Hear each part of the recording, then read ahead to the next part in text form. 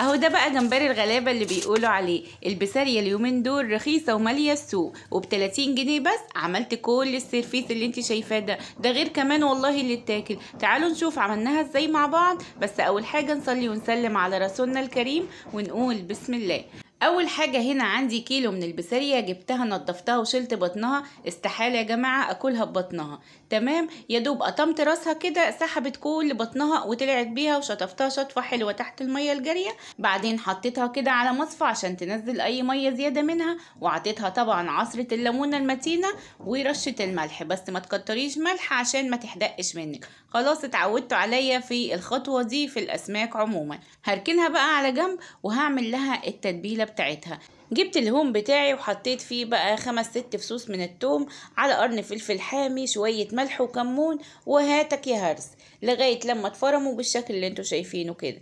نزلت عليهم بقى بعصير نص ليمونة وقلب قلب كل ده مع بعضه، وبعدين هتبل بيهم بقى البسارية بتاعتي. هنزل كده بكل كمية التوم اللي عندي على البسارية دي، وهقلبهم كده مع التوم تقليبة محترمة. هركنها بقى شوية على جنب، اكون حضرت بقى الدقيق اللي هبدر بيه البسارية بتاعتي. عندي كده كيس فاضي 4 معالق كبار من الدقيق، معلقة صغيرة من النشا، رشة كركم، رشة كمون، رشة كزبرة، رشة ملح. قلب قلب كل ده مع بعضه، وبعدين هبدر بيهم البسارية بتاعتي. زي ما انتوا شايفين كده سهلة وسريعة وبسيطة وما بتاخدش اي وقت. هنزل بقى بكمية البسارية بتاعتي كده في خليط الدقيق ده، وهفضل كده مرة شمال مرة يمين لغاية لما كل كمية البسارية اللي موجودة عندي تتغلف كويس جدا بخليط الدقيق ده.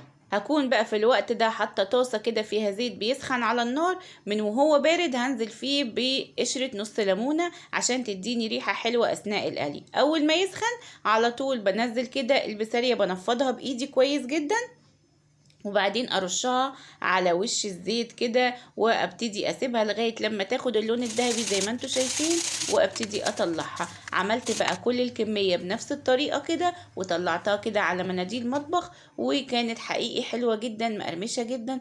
اول بقى ما بتطلع على طول من الزيت بديها رشه كمون ورشه ملح، بتديها حقيقي ريحه حلوه جدا جدا.